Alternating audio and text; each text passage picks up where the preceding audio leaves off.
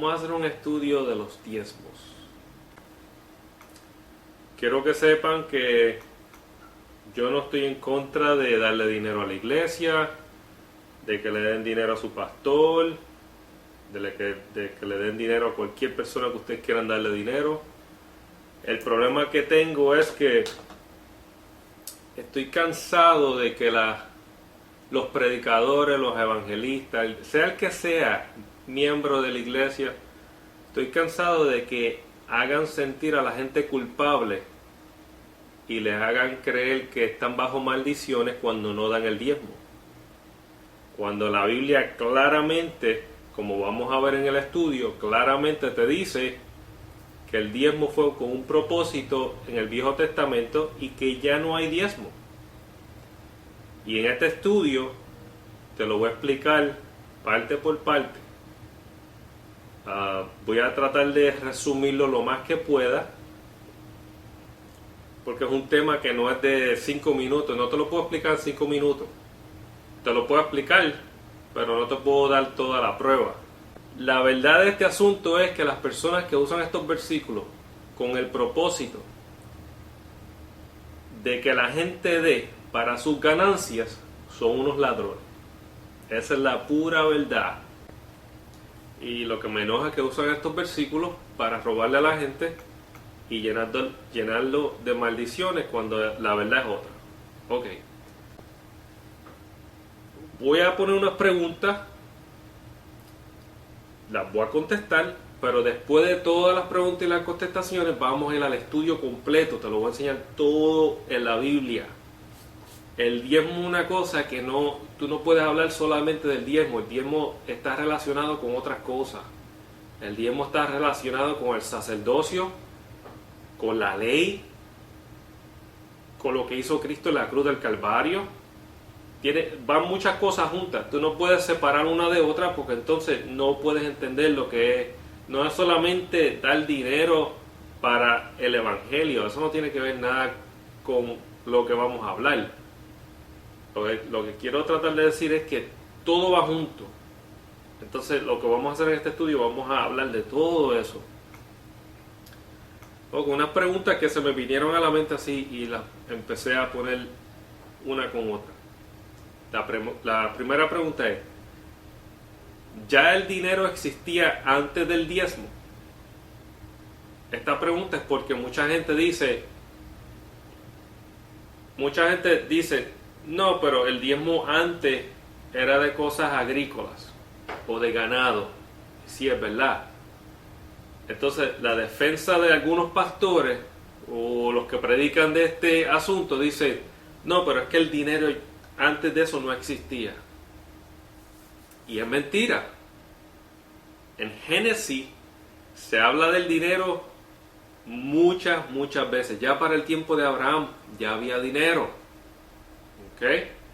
Y después más, cuando entremos al estudio, le voy a explicar.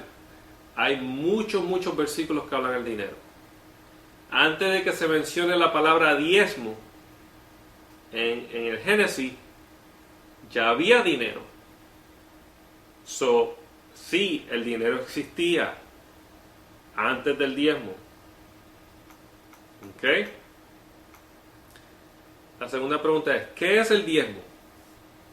Para resumirlo, el diezmo es el 10% de la cosecha de la tierra.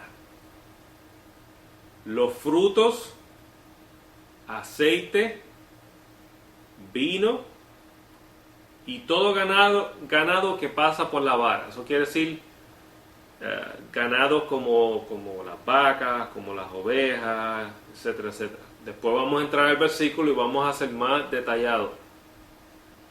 ¿Se habla de dinero en el 10%? No. Era cosecha, los frutos, cosecha de la tierra, fruto de los árboles, el aceite que se hace, de las aceitunas y todo eso, que son cosechas de la tierra, el vino, que es de los frutos, que es de las uvas, y del ganado. ¿Hay dinero ahí? No. No, ahí no hay dinero. ¿Para quién es el diezmo? Primero que nada, el diezmo que vamos a estudiar más adelante, el que pidió Dios tenía que salir de la tierra que Él le dio, la tierra prometida al pueblo de Israel. Y el donador, o la persona que iba a traer el diezmo, tenía que ser israelita. Ya con todo esto, con esa contestación de esa pregunta nada más, ya el diezmo no tiene que ver nada con nosotros. Tenía que salir de la tierra santa y tenía que ser del pueblo escogido de Dios, de los judíos. Próxima pregunta. ¿Para quién es? Ok. Primero que nada era para los levitas y fue como heredad. Ok. Para que hubiera un sacerdocio en el templo. Después voy a explicar que habían 4 diezmos. ¿Ok? Un diezmo iba a los levitas. El otro diezmo se recogía cada 3 años. Se le daba al levita, a la viuda, al extranjero y al huérfano. Esas eran las personas que le iba a tocar el diezmo. ¿Ok? Y entre los levitas estaban incluidos los sacerdotes. Próxima pregunta. ¿Quiénes diezmaban? ¿Ok? Ahora, pregunta que le hago yo a ustedes. Y hermanos, cuando lean la Biblia es bien sencilla. Hay mucha gente que dice que la Biblia es difícil. No, lo que pasa es que la Biblia, tú no puedes entender una cosa sin comprender la otra. ¿Ok? Si les acabo de decir lo que dice la Biblia, que lo vamos a probar más tarde, que el diezmo era de la tierra, de los frutos de la tierra, de los árboles, y del ganado. Pregunta que le hago a ustedes. ¿Jesús diezmó? Jesús no trabajaba en la tierra, ni trabajaba como ganado. ¿De dónde iba a diezmar? La ley exigía frutos agrícolas, alimentos agrícolas y animales del ganado. Y si Jesús ni creció alimentos agrícolas, ni fue pastor de ovejas, ni nada de eso, ¿de dónde iba a diezmar? La pregunta que dice aquí es, ¿quiénes diezmaban? Ok, si la ley lo que te exigía era alimentos y ganado, entonces el único que podía diezmar era el que bregaba con alimentos y el que bregaba con ganado. Si Jesús fue carpintero, él no podía diezmar. Si yo, como Pablo, ¿qué decía Pablo en las escrituras? Dice que él hacía casas de campaña, tents. Si él hacía eso, ¿él diezmaba de eso? ¿O las vendía y con ese dinero diezmaba? No. La ley no exigía ningún tipo de dinero. ¿Ok? Exigía alimentos y animales. Ellos no diezmaban. Ellos sí ofrendaban de otras ofrendas que habían en la ley, pero no tenía que ver nada con el diezmo. El diezmo era alimento y ganado. Otra pregunta, ¿diezmaban los levitas? La contestación es sí. Los levitas diezmaban el diezmo del diezmo. Y la Biblia dice que tenía que ser lo mejor del diezmo. Ok, la explicación de esto es, vamos a decir que yo soy un levita. El pueblo de Israel me traía a mí el diezmo. El 10% de lo que ellos hicieron como alimentación, como crecieron frutos de la tierra y del ganado, los animales del ganado. Yo los recibo. ¿Ok?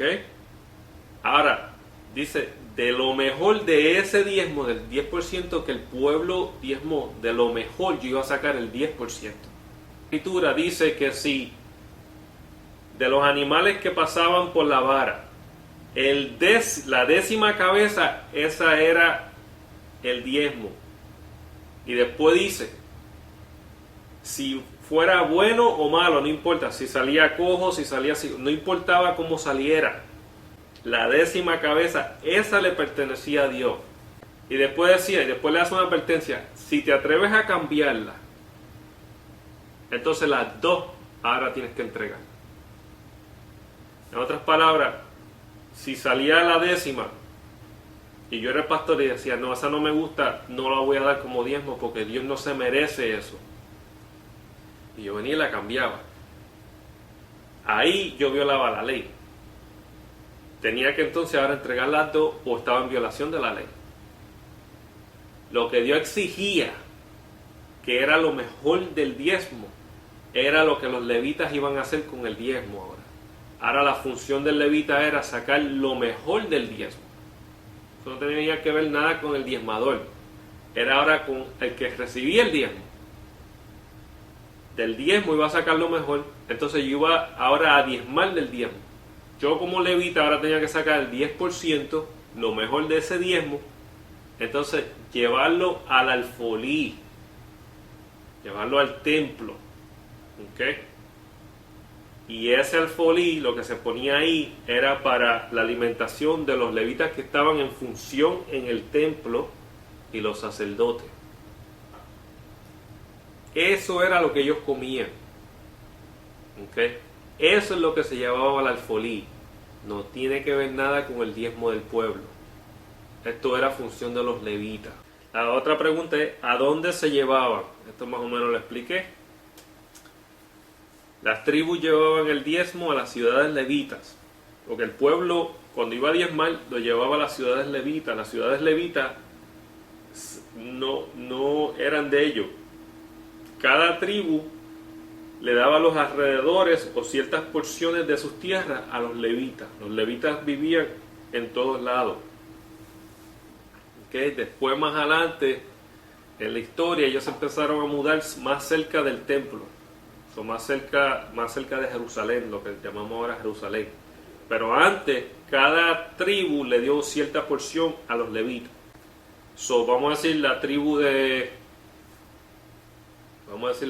de Judá le llevaba el diezmo de ellos a los levitas de ellos. ¿Okay? Porque todos los levitas, ellos eran todos una tribu. Ellos, todo lo que tú le dabas a un levita era como si se lo diera al otro. Esas tribus, como estaban, los más cerca que estaban, eran los que ellos dejaron en su ciudad.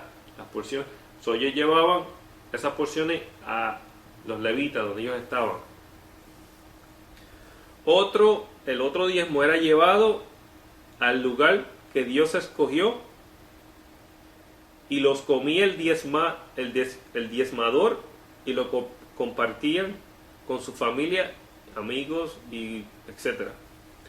El segundo diezmo, el primer diezmo se llevaba a las ciudades levitas. Después vamos a aprender que había otro diezmo que se hacía una vez al año. Decía el lugar que Dios escoja, porque les estaba hablando cuando ellos estaban en el desierto antes de entrar a la tierra prometida. Y él le decía, el lugar donde yo escoja, Dios hablando. El lugar que él escogió fue Jerusalén, lo que llamamos ahora como Jerusalén, donde fue construido el templo. ¿Okay? Ese es el lugar que Dios escogió, por eso el templo estaba ahí. Cuando él dice el lugar que yo escoja, no es que todos los años le escogí un lugar diferente. Él lo que les estaba diciendo es, cuando ustedes entren en el lugar que yo escoja, ahí es donde van a reunirse. Okay. Ese era el lugar donde ellos iban una vez al año a llevar el 10% de lo que obtuvieron ese año, y ellos se lo iban a comer con sus familiares y servidores y todo eso. Este diezmo no se daba al templo, no se daba a los levitas, este diezmo ellos mismos se lo iban a comer. Ese es el segundo diezmo. El tercer diezmo es en cada 3 años, cada tribu reunía su diezmo, y en vez de llevárselo a las ciudades levíticas o los levitas llevarlo a los sacerdotes y todo esto, en cada ciudad había un sitio donde se reunía todo el diezmo. cada 3 años ese diezmo era llevado allí. Entonces de allí se iba a repartir para unos grupos de personas. ¿Ok? Y estaban incluidos los levitas, los huérfanos, las viudas y los extranjeros. ¿Por cuál razón se dio el diezmo? Para mantener el sacerdocio levítico y alimentar a los levitas, huérfanos, viudas y extranjeros. Eso es lo que habla los 4 diezmos. ¿Bajo qué pacto se dio el diezmo? ¿O fue exigido el diezmo? Fue exigido bajo el viejo pacto. ¿Por cuánto tiempo? Primero que nada, el diezmo tenía que salir de la Tierra Santa. Segundo, tenía que haber, la tribu levítica tenía que estar activa como servidores del templo y para sacerdocio. Y para que esos levitas y sacerdotes estuvieran activos, tenía que haber un templo. No templos, un templo. Lo que Dios exigió que se le hiciera. Si no hay sacerdocio ahora, levítico, si no hay templo, entonces, ¿hasta cuánto tiempo fue el diezmo exigido? Si Dios le dijo, voy a hacer un trato con ustedes, a los levitas, yo los quiero para mi servicio, quiero sacerdocio para mí, y a cambio de eso, le voy a dar tierra de gratis, ¿ok? Y le voy a dar la alimentación. Todo eso va a ser pagado por mí, bajo estas reglas que yo he puesto al pueblo de Israel. ¿Ok? Primero que nada, ya el diezmo ahí se abolió, porque no hay templo ni hay sacerdocio. ¿Diezman los judíos hoy? No, porque no hay templo ni sacerdocio. Hoy no existe el templo en Israel. No hay sacerdotes levitas. Todos los registros de los archivos genealógicos que se guardaban en el templo fueron destruidos en el año 70 después de Cristo. Los rabinos de hoy no cobran diezmo porque ellos, conocedores de las Sagradas Escrituras, saben que únicamente los levitas podrían hacerlo. ¿Nos bendice Dios porque pagamos el diezmo? Bueno, si primero que nada Él no nos exigió en ningún momento el diezmo a nosotros, que no somos judíos, y ahora no hay templo ni sacerdocio levítico, si tú das el diezmo ahora, entonces en ningún momento en la Biblia dice que te va a bendecir, porque Él no te lo está exigiendo. Dios en ningún momento te está exigiendo el diezmo. A la iglesia no se le exige el diezmo. O esto es una opinión que puse aquí. ¿Por qué si predican prosperidad? No todas las iglesias, estos son algunas personas. ¿Por qué si predican prosperidad cuando uno diezma, los únicos que son los únicos que prosperan son los que piden el diezmo? ¿Se ha puesto a pensar usted en eso? Entonces, si yo soy un pastor o un predicador y te digo, si no diezmas le estás robando a Dios, entonces esta maldición te viene. Entonces, tienes que traer el diezmo. Y tú de lo que no tienes, porque a veces hay personas que no tienen. Por eso Dios puso estas leyes como son, que tienes que mantener la viuda, tienes que mantener al extranjero, tienes que mantener al levita y al huérfano. Casi la categoría son gente pobre. Dios no le iba a exigir a gente pobre que dieran de lo que no tenían. Y más adelante van a ver un versículo que yo sé que lo tengo aquí escrito, que dice que basado a como Dios te ha bendecido, entonces puedes dar con alegría del corazón. Basado a lo que como Dios te ha bendecido. Si no has sido bendecido, ¿de dónde vas a diezmar? ¿O de dónde vas a ofrendar si no tienes? Tú no puedes dejar de darle comida a tus hijos y decir, bueno, me gané 800 pesos estas 2 semanas. Me quedan 80 pesos para hacer la compra de la comida en la casa. Tengo 3 hijos, pero si diezmo, Dios me va a bendecir doble o triple. Entonces diezmaste. Por misericordia de Dios, a veces Dios suple. Pero basado a esa enseñanza de que te voy a diezmar para que Dios me bendiga, dejo a mis hijos, los prohíbo de comida para que Dios me bendiga, eso no es una enseñanza que está en la Biblia. Es una enseñanza que te están enseñando en tu iglesia, o en tu grupo, o en tu congregación. Eso no es bíblico. ¿Okay? Eso no es bíblico. Y me da mucha pena con la gente que lo hacen con buen corazón, porque eso es lo que se les enseña. Y Dios, a través de su misericordia, siempre te va a suplir, siempre. Pero no te dejes coger de bobo, porque ese diezmo que tú estás dando, lo más seguro, las iglesias que lo hacen con mala intención, va a ser mal invertido. No va a ser dado a personas que lo necesitan y todo esto. Si la Biblia, Dios puso una ley para proteger a ciertas personas para que haga igualdad. Eso es lo que predica Pablo. Cuando vayamos al Nuevo Testamento vamos a encontrar que lo que la iglesia primera, lo que empezó a enseñar, porque ellos no diezmaban, ellos sabían lo que era el diezmo, ellos no tenían que diezmar. Lo que ellos enseñan es igualdad. La bendición de uno no puede ser pérdida para otro. En otras palabras, si a mí me quedan $80 y yo te los entrego a ti, tú eres un predicador que hablaste del diezmo y te lo entrego a ti, y yo digo, a este hombre Dios lo usó, tremenda palabra, toma mi diezmo, yo perdí, tú ganaste. Eso no es igualdad. Ahí lo que se habla en el Nuevo Testamento, ahí ya se fue a ajuste. Los $80 fueron para ti, tú ganaste, y yo que no tengo ahora nada para alimentar a mis hijos, lo que sea, pagar la luz, lo que sea, yo perdí. Eso no es igualdad. Eso no es lo que Dios quiere. Eso no es lo que Dios enseña. Eso no fue. Conclusión de lo que es el diezmo. La conclusión era para mantener el sacerdocio,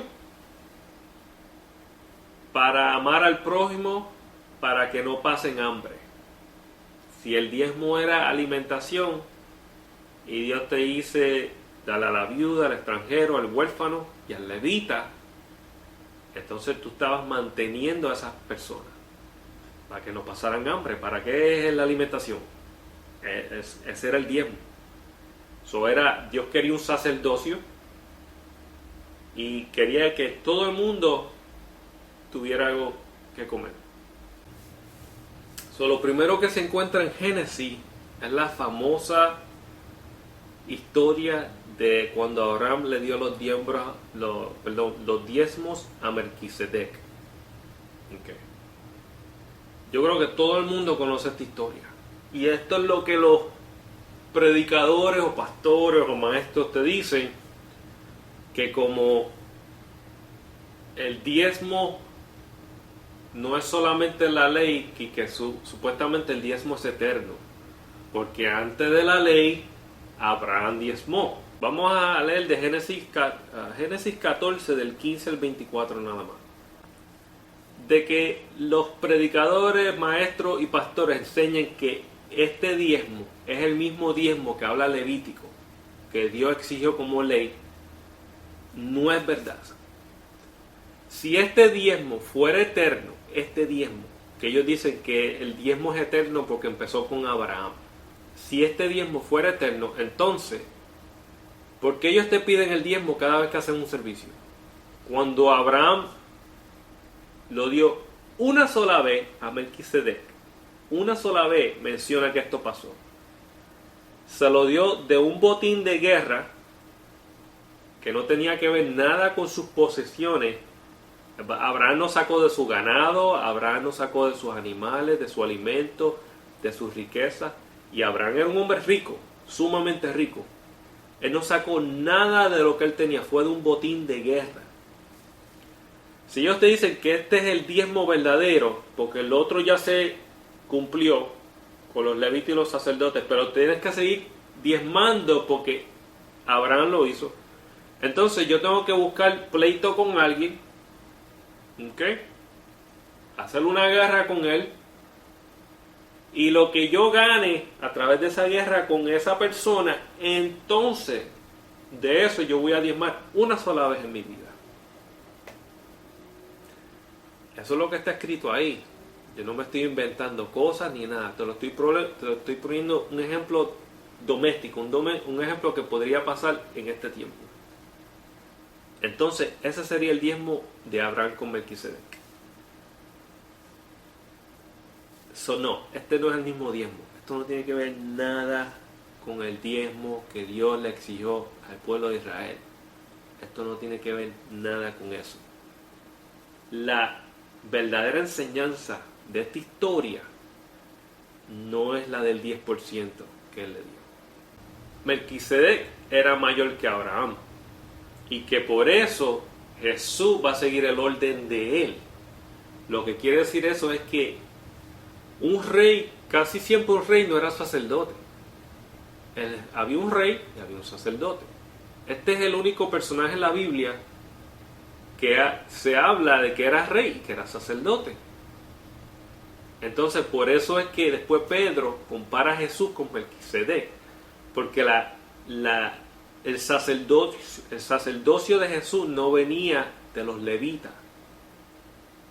El sacerdocio de Jesús se cumplió como este rey que Jesús ahora es rey y es sacerdote.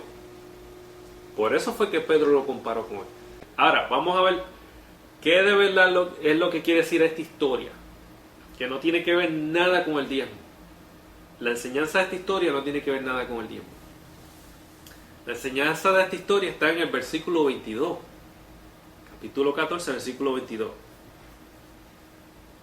Dice: y Abraham dijo al rey de Sodoma: he jurado al Señor, Dios altísimo, creador del cielo y de la tierra, que no tomaré ni un hilo, ni una correa de zapato, ni ninguna cosa, para que no digas: yo enriquecí a Abraham. Esa es la enseñanza de esta historia. La enseñanza de la historia es que Abraham, legalmente, el botín que él ganó en la batalla le pertenecía a él, pero él había jurado al Señor ya algo. Dijo: voy a ir allá, tú me vas a ayudar y yo no voy a tocar nada de ese botín, porque mi intención no es la ganancia, mi intención es la obediencia, o mi corazón puro ante Dios. Él le juró a Dios que no iba a tocar nada, y así lo hizo. Así lo hizo. Lo único que dijo es: bueno, unas personas fueron conmigo, ellos tienen derecho a una ganancia, pero yo no.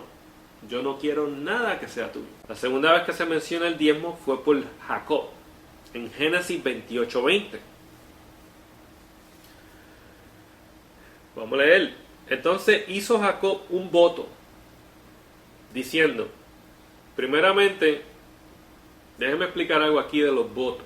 Los votos es como una promesa.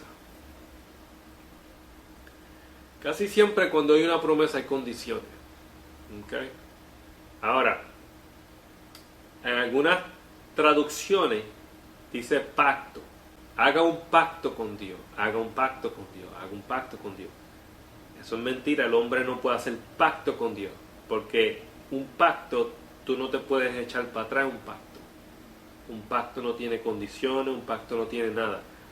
Dios hizo un pacto con Abraham, y aunque los judíos se fueron y no cumplieron con las leyes y estatutos y mandamientos de Dios, el pacto que él hizo con Abraham, él no lo puede romper. El hombre no puede hacer un pacto con Dios porque nosotros no estamos al nivel de Dios. En ningún sitio en la Biblia, cuando tú buscas las traducciones correctas, dice que el hombre puede hacer pacto con Dios. Tú puedes prometerle algo a Dios, tú puedes hacer un voto con Dios, pero un pacto no lo puedes hacer.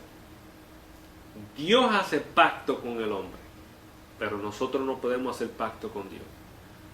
Ok, Génesis 28:20. Entonces hizo Jacob un voto, diciendo: si Dios está conmigo y me guarda en este camino en que voy, y me da alimento para comer y ropa para vestir, y vuelvo sano y salvo a casa de mi Padre, entonces el Señor será mi Dios, y esta piedra que he puesto por señal será casa de Dios, y de todo lo que me des te daré el diezmo. Okay, este es el segundo diezmo que usan para decir que el diezmo es eterno. Primero que nada, este no es el diezmo que Dios exigió. Esto fue un voto que él hizo. Un voto es como una promesa con condiciones. Jacob le dice, vamos a hacer un negocio. Si tú me das esto, entonces después de que tú me des todo eso, después de todo lo que tú me des, cuando ya eso se haya cumplido, entonces de eso yo te voy a dar el 10%. ¿El 10% a quién? No, la historia no lo menciona. Pero en ningún momento cuando Dios exigió el diezmo, no habían condiciones. Era un mandamiento. Dios le dijo, esto es lo que yo quiero, y eso fue lo que ellos hicieron. No es que, Señor, dame un carro nuevo, necesito un trabajo nuevo, que la casa se me rompió la lavadora, provéeme la lavadora, voy a ir a un viaje de negocios y allá me dan una promoción y vuelvo sano y salvo. Entonces, después de todo eso, cuando ya todo eso haya pasado, entonces de todas las ganancias mías, entonces yo te voy a dar 10%. Eso es un ejemplo doméstico de cómo pasaría ahora. Esto no tiene que ver nada con el diezmo levítico, el diezmo que Dios exigió.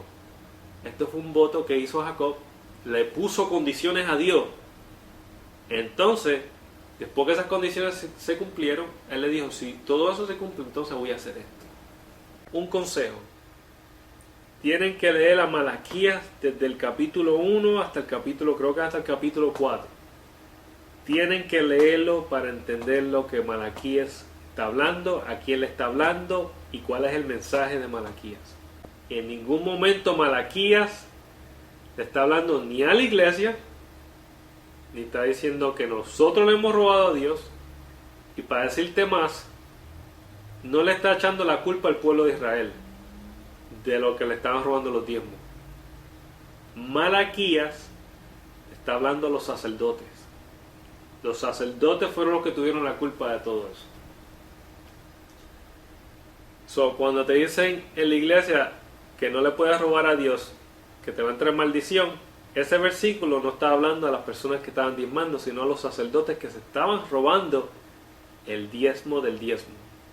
¿Okay? Jeremías 6:13.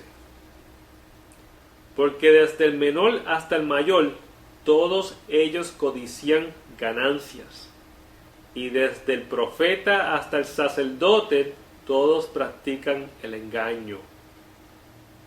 Eso lo tira ahí para que sepan qué pasó entre medio de todos estos libros. Ok. Malaquías 1:6. Malaquías 1:6 y 1:7. Dios le está hablando a los sacerdotes. Y lo que está diciendo es, los sacerdotes empiezan a preguntar, pero ¿qué estamos haciendo esto? Estamos haciendo otro. Y lo primero que dice Dios es que están trayendo pan inmundo. Okay. Eso quiere decir que si están trayendo pan inmundo es que estaban trayendo pan de un sitio donde Dios no dijo que lo trajeran. Lo más seguro, ellos estaban comiendo el pan bueno y estaban trayendo otro a Dios. Y después dice, por eso dice, la mesa del Señor es despreciable, como quien dice, no le importaba. Estaban haciendo todo eso y no le importaba. Malaquías 1:8. Estos sacrificios no eran aceptados por Dios. ¿Y por qué lo estaban haciendo? Porque lo que estaban haciendo era que los que traía el pueblo, los buenos, ellos venían lo más seguro y los vendían. Y cogían los malos lo que no podían vender, entonces eso sacrificaban. Ese era el enojo que tenía Dios contra los sacerdotes. Ok. Otra palabra, me lo dan a mí, pero traten de llevárselo a un rey o un gobernador, a ver si van a ser de agrado para él. Más claro que eso no puede estar de que Malaquías capítulo 1, a quién se refiere y qué está pasando. Los sacerdotes estaban cambiando las ofrendas, los sacrificios, y estaban dándole al Señor lo que Él no exige.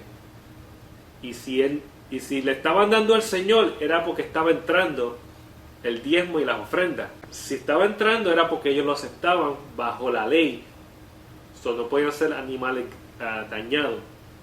Ahora, de eso, ¿a dónde estaban yendo esos animales? Lo más seguro los estaban vendiendo.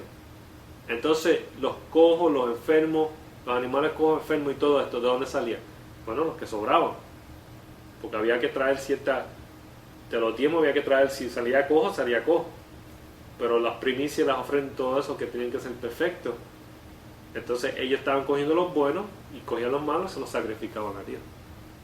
Eso es lo que está pasando en Malaquías 1. Ok, ahora vamos a hablar de Malaquías 2. Ya dijimos que en Malaquías 1 Dios le está hablando a los sacerdotes. Está enojado con los sacerdotes porque están haciendo lo que no es correcto. Y basado a las acciones de ellos, ya el sacerdocio se está rompiendo y no fue así como Dios lo quiso. Que Malaquías 2, 1. La palabra vosotros en Malaquías 1 se estaba refiriendo a los sacerdotes. Y vamos a ver que en Malaquías 2 pasa lo mismo. Malaquías 2:4 claramente te está diciendo quién tiene la culpa. No le está echando la culpa a los levitas, le está echando la culpa a los sacerdotes. Por la culpa de los sacerdotes, el pacto que él hizo con Leví no se ha realizado. La culpa de los sacerdotes. Malaquías es el último libro del Viejo Testamento. Y ya Malaquías escribió lo que Dios le reveló. Aquí Dios terminó de aceptar las ofrendas, los sacrificios y todo por culpa de estos sacerdotes malignos que corrompieron el sacerdocio. Bien clarito lo dice en Malaquías 2:13. Y esta otra cosa 6. Cubrís el altar del Señor con lágrimas, llantos y gemidos, porque Él ya no mira la ofrenda ni la acepta con agrado de vuestras manos. Ok, vamos a brincar a Malaquías 2:7. Perdón, 2:17. ¿Y por qué está hablando de Jesús? Ahí. Está hablando de Jesús porque Jesús iba a tomar sobre el sacerdocio. En otras palabras, le está diciendo, ustedes están haciendo todo esto mal, no pudieron seguir mis leyes, no pudieron seguir mis reglas. Cuando venga el que de verdad tiene el poder y el de verdad se merece esta posición, dice, ustedes no se van a poder parar ni en sus pies. Dice, y no podrán soportar su venida, el día de su venida. Aquí está hablando a los sacerdotes, pero también dijo la nación entera. ¿Qué pasó con la nación entera? Cuando tú lees Malaquías completo, está diciendo que el orden de los diezmos se fue corrompido por los sacerdotes. Ahora, una pregunta. Vamos a decir que los diezmos, vamos a decir que nosotros estamos en el tiempo de antes. Si yo conozco la ley y se me dice, yo tengo que llevar el 10% de mi ganado, 10% de los frutos, y yo veo que a la persona que yo se los entrego no está haciendo como dice la ley, se lo está robando para él, está haciendo mal, el sacerdote o el levita, el que sea, lo que va a pasar es que yo voy a decir, no, eso está mal, yo no voy a diezmar más nada. Eso es lo que pasó con el pueblo. Ellos empezaron a ver que estos sacerdotes estaban corrompiendo la ley, ellos dejaron de diezmar también. Pero la culpa empezó por los sacerdotes. ¿Ok? Entonces, cuando después que les dice, son malditos con maldición, ¿qué maldición? Bueno, Nehemías los maldijo y Dios los maldijo. Esa es la maldición. Y la maldición era de que tenían que volver a las leyes de Dios o iban a ser malditos. Entonces le dice, ¿cómo nos vamos a volver a ti? Y lo primero que le dice es, Malaquías 3:10, el famoso Malaquías 3:10, trae todo el diezmo al alfolí para que haya alimento en mi casa. ¿En qué casa? Era una casa que él tenía, el templo de Jerusalén. El alfolí no es el plato de ofrenda, el alfolí es el cuarto donde se guardaba, la cámara donde se guardaba el alimento que se traía al templo. Y por encima de eso, ese alimento que se llevaba al alfolí no era el que las 12 tribus diezmaban. Ese alimento se llevaban ahí por los levitas, que de ese diezmo que diezmaban las tribus, ellos sacaban el 10% y lo llevaban ahí. La primera instrucción que le está dando a ellos es que los levitas, los sacerdotes, hagan su parte. Eso es lo primero que le está diciendo a ellos.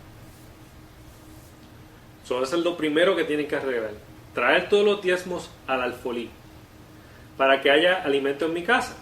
Y ponerme ahora a prueba en esto, dice el Señor de los ejércitos. Si no, os abriré las ventanas del cielo y derramaré para vosotros bendición hasta que sobreabunde. Ahora, este versículo, la gente dice, bueno, si diezmo, Dios me va a bendecir. No tiene que ver nada con eso. Primero, esto era una promesa para el pueblo de Israel. Segundo, está diciendo a los sacerdotes, hagan ustedes lo que tienen que hacer para que el pueblo entonces empiece a diezmar como estaban diezmando.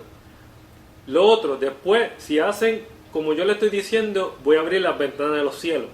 Si ustedes buscan esa forma de hablar, ventanas del cielo, siempre se refería a lluvia. Siempre en la Biblia, creo que aparece como 5 veces, y las 5 veces te está hablando de lluvia. No tiene que ver de que si tú das 10 pesos, Dios te va a devolver 20, que si tú das 30, Dios te devuelve 60. Eso no está hablando de dinero, eso está hablando de lluvia. ¿Okay? Estamos hablando de alimento, de tierra, de agricultura, de ganado. Si hay sequedad, los animales se mueren, las plantas se mueren, los árboles se mueren. La promesa es, si tú das el diezmo como tienes que darlo en ese tiempo, Dios iba a traer la lluvia. La lluvia era algo que todo el mundo esperaba. Dice, y derramaré para vosotros bendición hasta que sobreabunde, alimento hasta que sobreabunde. Malaquías 3:11. Por vosotros reprenderé al devorador. Ahora, todo el mundo dice que si tú das los diezmos, Dios reprende al diablo y no te daña el otro 90% con el que tú te quedas. Eso es mentira. El devorador en ese tiempo eran las langostas y los insectos que se comían las plantas y los árboles y dañaban todo eso. Dios le está diciendo, si tú haces lo que yo te estoy diciendo, no solamente voy a traer lluvia, sino que voy a parar a todos esos insectos y animales y eso que destruyen toda la vegetación, los voy a parar para que no te dañen la vegetación. Para que no os destruya los frutos del suelo, ni vuestra vid en el campo será estéril, dice el Señor de los ejércitos. Ahí te lo dice bien claro. Por vosotros reprenderé al devorador, para que no os destruya los frutos del suelo. No sé dónde sacan lo que el diablo, que te daña el 90%, tienes que dar el 10%, no sé. Malaquías 3:2. Y todas las naciones os llamarán bienaventurados, porque seréis una tierra de delicias. ¿Seréis ricos en dinero? ¿Tendré un carro nuevo? ¿Una casa inmensa? No, te está diciendo, te van a codiciar porque serás una tierra de delicias. Porque va a haber vegetación, va a haber comida, va a haber frutos, vegetales. Todo lo que las otras tierras para ese tiempo codiciaban era tener una tierra fértil que diera producto. Y no lo tenían. Esta era la tierra prometida que daba leche y miel. Eso quiere decir que era buena para la siembra. dice el Señor de los ejércitos. Malaquías 3:13. Vuestras palabras han sido duras contra mí, dice el Señor, pero decís que hemos hablado contra ti. Habéis dicho, en vano es servir a Dios. Ok, voy a leer hasta ahí. Si lees todo Malaquías hasta el Malaquías 4. Mira, voy a leer Malaquías 4:4. Acordaos de la ley de mi siervo Moisés. La ley del siervo Moisés fue dada al pueblo judío.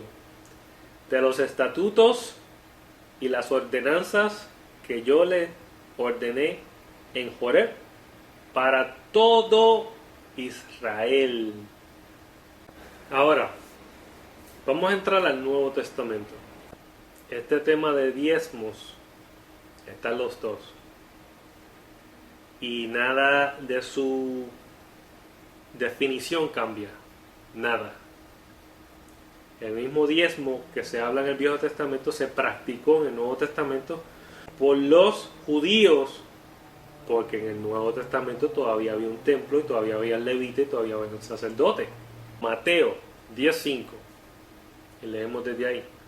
A estos dos envió Jesús después de instruirlos diciendo, no vayáis por el camino de los gentiles y no entréis en ninguna ciudad de los samaritanos, sino id más bien a las ovejas perdidas de la casa de Israel.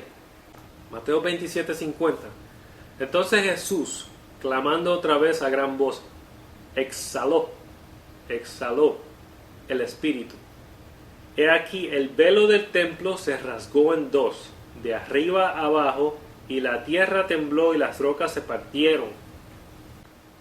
Una vez Jesús muere y se rasgó ese velo que separaba, dividía el llegar a Dios, ahí Jesús gana la posición de sumo sacerdote, porque ahora el único que tenemos que ocupar para llegar al Padre es Jesús. Nosotros no necesitamos ahora sacerdocio humano, no necesitamos a los levitas, no necesitamos a los sacerdotes, no necesitamos al sumo sacerdote. El sumo sacerdote ahora es Jesús. Por eso se rasgó el velo. Entonces, si el diezmo era para mantener a este sacerdocio, ya que no lo necesitamos, ¿para qué es el diezmo? Ok, Hechos 2:42. Eso quiere decir que había una igualdad. Lo que era mío era tuyo y lo que era tuyo era mío. No, dame los diezmos, yo gano y tú pierdes. Había una igualdad, estaban todos juntos. Esta igualdad vino a ser porque se necesitaban unos a otros. ¿Qué hacían con el dinero de las propiedades? Empezaron a vender propiedades para ayudar a sus hermanos, a su prójimo. El dinero de esas propiedades lo traían a los pies de los apóstoles, de sus maestros. Ustedes nos están enseñando, ustedes son los más responsables por este dinero. Tengan. Los apóstoles cogían ese dinero, no iban a construir un templo, no iban a construir una iglesia, no iban a hacer un edificio bien grande para que todo ese dinero se les fuera. Con ese dinero ayudaban a los que se estaban salvando, a los que estaban viniendo a los pies de Cristo, ¿ok? Y con ese dinero llenaban sus necesidades. Vamos a leer Hechos 5:1. Ahora, esta enseñanza no tiene que ver nada con el diezmo, nada con las ofrendas de la ley, nada. Esto no tiene que ver nada con eso. Aquí, estas personas parece que hicieron unas promesas para ayudar al prójimo de vender sus propiedades. Por eso Pedro le dice, mientras estaba sin venderse, ¿no te pertenecía? Y después de vendida, ¿no estaba tu poder? ¿No estaba bajo tu poder? ¿Por qué concebiste este asunto en tu corazón? No has mentido a los hombres, sino a Dios. Ese es el mensaje de esta historia. Como dice en el capítulo 5, verso 9. Porque os pusiste de acuerdo para poner a prueba al Espíritu Santo. Consecuencia de eso fue la muerte. Que eso pase hoy en día, no sé. Pones a prueba al Espíritu Santo, te pones a mentirle a Dios. Pero la enseñanza de este versículo no tiene que ver nada con el diezmo, no tiene que ver nada con la ofrenda. Ellos prometieron vender un campo, como estaban haciendo todos los demás, para tener la igualdad de todos ellos, y mintieron. Le mintieron a Dios, pusieron a prueba al Espíritu Santo, y Dios no toleraba eso. Hebreos 7:5. Aquí es que se habla de Melquisedec de nuevo. Hebreos 7:5. Y en verdad los hijos de Leví que reciben el oficio de sacerdote tienen mandamiento en la ley de recoger el diezmo del pueblo, es decir, de sus hermanos, aunque estos son descendientes de Abraham, por aquel cuya genealogía no viene de ellos. Recibió el diezmo de Abraham y bendijo al que tenía las promesas. Y sin discusión alguna, el menor es bendecido por el mayor. ¿Ves? Le está dando mayorío a Melquisedec, pero era mayorío de autoridad. No tenía que ver mayorío ante los ojos de Dios. Ante los ojos de Dios, el mayor era Abraham, por eso le escogió a Abraham. Pero en autoridad, Melquisedec era rey, el sacerdote. Y no tenía genealogía.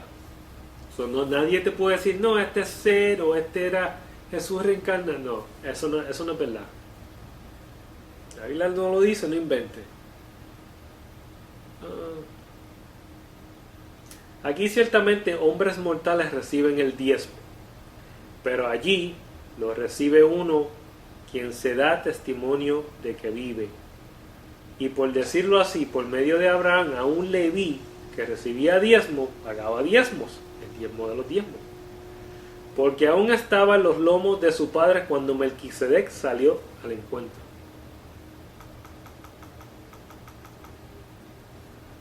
Eso quiere decir, el diezmo que dio Abraham aquí fue el levítico al sacerdote, no el que el pueblo le daba a Leví. Eso es lo que quiere decir Hebreos 7:10, porque aún estaba en los lomos de su padre cuando Melquisedec salió al encuentro. En otras palabras, Leví estaba en los lomos de Abraham. En otras palabras, que estaba en lo que iba a pasar en el futuro. ¿Ok? Leví no había nacido, estaba en los lomos. Eso quiere decir que él llevaba esa carga. Abraham le dio los diezmos. Pedro está usando ese ejemplo para decir, ve, Abraham diezmó al sacerdote. Por eso los está comparando. Porque él dijo, lo que está pasando ahora es lo que pasó una vez. Pero no quiere decir que fue establecido por Dios, sino le está similando lo que pasó. Hebreos 7:11. Ahora bien, si la perfección era por medio del sacerdocio levítico, pues sobre esa base recibió el pueblo la ley, ¿qué necesidad había de que se levantara otro sacerdote según el orden de Melquisedec y no designado según el orden de Aarón? Porque cuando se cambia el sacerdocio, necesariamente ocurre también un cambio de ley. Ahí te lo dice bien clarito. Está hablando de Jesús. Jesús iba a coger ese sacerdocio de rey y sacerdote, pero había que tener un cambio de ley. La ley del diezmo ya se abolió, la ley del diezmo ya terminó. Ahora el cambio de ley viene. Pues aquel de quien se dicen estas cosas pertenece a otra tribu, de la cual nadie ha servido el altar, la tribu de Judá, de donde salió Jesús. Porque es evidente que nuestro Señor descendió de Judá, una tribu de la cual Moisés no dijo nada tocante a sacerdotes. Y esto es aún más evidente, si a semejanza de Melquisedec se levanta otro sacerdote. Nos está comparando. Tiene que ver nada con lo que pasó con Abraham y Melquisedec. Esto es una comparación de autoridad y posición. Y esto es aún, Hebreos 7:15, y esto es aún más evidente, si a semejanza de Melquisedec se levanta otro sacerdote, que ha llegado a ser, no sobre la base de una ley de requisitos físicos, sino según el poder de una vida indestructible. Esto es mi comentario aquí. Aquí está todo el rollo del asunto con este sacerdote rey, que Cristo sería como él y no como un sacerdocio implementado por una ley, sino que sería justo sin necesidad de la ley. Melquisedec quería decir rey justo. Jesús era rey justo y era sacerdote y llegó a ser sumo sacerdote al morir por nosotros. Pedro los está diciendo, el sacerdote, el sumo sacerdote que es Jesús ahora, no salió de la tribu de Leví, vino de la tribu de Judá, pero es porque es un sacerdocio eterno, que no necesita ley para ser justo, sino que Él es ahora nuestro sumo sacerdote, rey justo, pero viene de otro tipo de sacerdocio, como era Melquisedec, que supuestamente era un sacerdote justo, pero era rey también. Hebreos 7:17. Pues de él se da testimonio. Tú eres sacerdote para siempre según el orden de Melquisedec. Porque ciertamente queda anulado el mandamiento anterior, por ser débil e inútil, pues la ley nada hizo perfecto, y se introduce una mejor esperanza mediante la cual nos acercamos a Dios.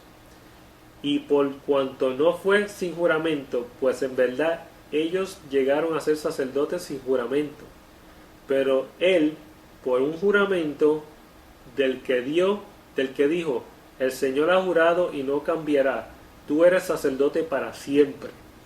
Por eso Jesús ha venido a ser fiador de un mejor pacto. Los sacerdotes anteriores eran más numerosos porque la muerte les impedía continuar, pero él conserva un sacerdocio inmutable, puesto que permanece para siempre, por lo cual él también es poderoso para salvar. Ahora, esa palabra salvar no es salvar como nosotros entendemos. La palabra salvar quiere decir ponernos en libertad. Eso quiere decir ponernos en libertad ¿de qué? De la ley. Para siempre a los que por medio de él se acercan a Dios, puesto que vive perpetuamente para interceder por ellos. El sumo sacerdote hacía eso.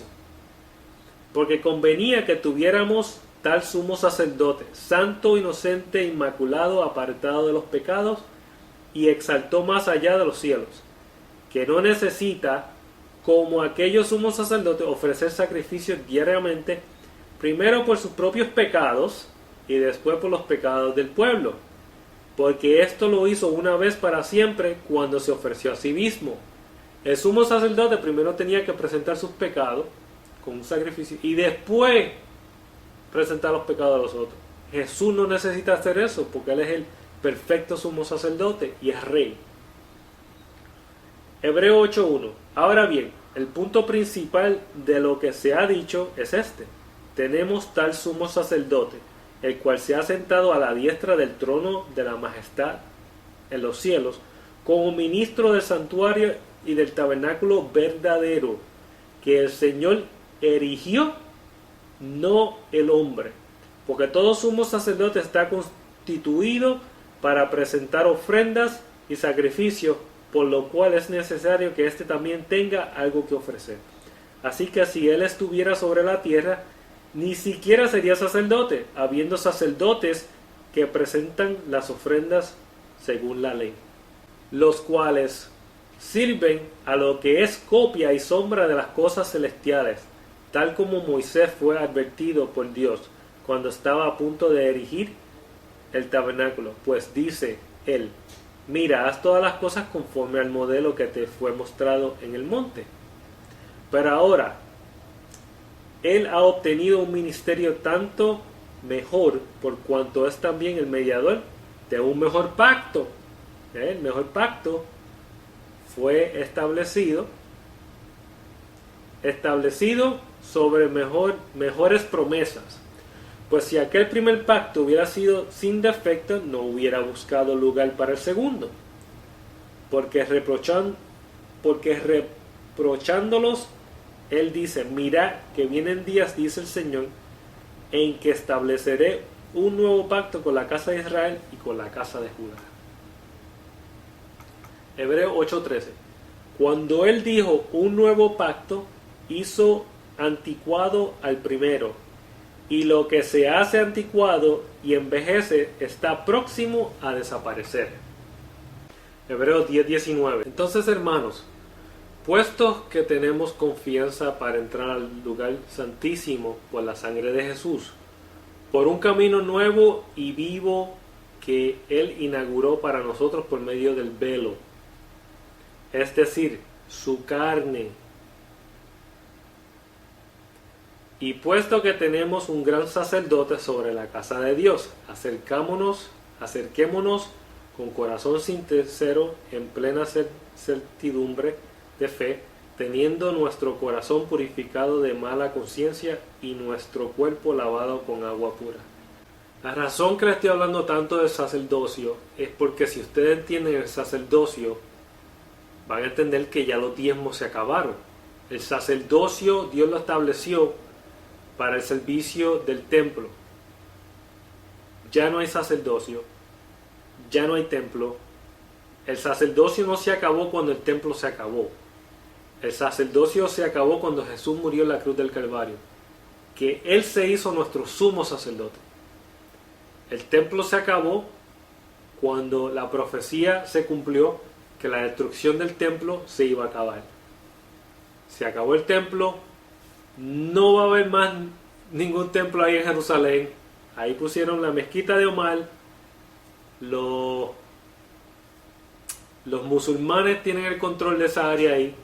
Eso de que van a construir un templo ahí al lado, que eso no es verdad. El único templo que va a haber ahí, a lo mejor en el futuro, es cuando Dios ponga el nuevo templo. Ahí no va a haber ningún templo de Jerusalén que van a construir. Eso es mentira. Yo voy a hacer un estudio de eso. Cuando las 70 semanas de Daniel se cumplieron, que la gente dice que van a haber 7 años de gran tribulación, eso es mentira. Las 70 semanas de Daniel ya se cumplieron. Yo tengo un estudio de eso. Pero no quiero hablar de eso. Voy a terminar esto primero. El diezmo bíblico ya no se da. Primero, el diezmo tenía que salir de la tierra de Israel, tenía que ser llevado a los levitas, de los levitas a los sacerdotes al templo.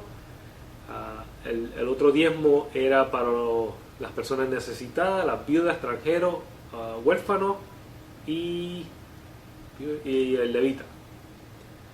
Después el otro diezmo era el que se llevaba a Jerusalén y el diezmador se lo comía con su familia. Para diezmar tenía que ser de la tierra de Israel. Para diezmar tenías que ser israelita, porque si no, tu diezmo no. Cuando usted ve en la Biblia que un pagano llevó diezmos al templo y se lo aceptaron, o un gentil, eso no era permitido. Póngase a pensar. Era para mantener un sacerdocio. El sacerdocio ya no hace falta porque Jesús es el sumo sacerdote ahora. Tenía que haber templo y levita, ya no los hay. Si los judíos quisieran diezmar ahora, no pudieran. ¿Por qué? Porque no hay ni templo ni levita. Pregúntele a cualquier judío. El judío conoce la ley. Ahora, ¿qué usted va a hacer con esta información? Mucha gente se van a enojar. Mucha gente no tiene la capacidad de arrepentirse y decir, ¿sabe qué? He estado cometiendo un error. Voy a arreglar las cosas en mi iglesia para seguir las instrucciones que hay en la Biblia. No, hay mucha gente que no. Porque eso le puede causar muchos problemas en la iglesia. Y no todo el mundo tiene un corazón humillado para aceptar la verdad. Los miembros de la iglesia, ¿qué van a hacer con esta información? Bueno, si fuera yo el que se me estuviera dando esta información, yo verificaría todo lo que se me enseñó. Otras personas no van a decir, no, eso no es verdad, porque están acostumbrados a dar los diezmos y ya se les metió en la mente que eso es lo correcto y eso es lo que se debe hacer, y a través de eso Dios le va a traer bendiciones. Está bien, no hay problema. Tú quieres seguir dando los diezmos, sigue dándolo. Eso no es problema. Mi intención de este video es de informar a las personas con la verdad porque hay personas que no tienen tiempo para estudiar la Biblia. So, gracias a las personas que vieron este video, cualquier comentario, ahí pueden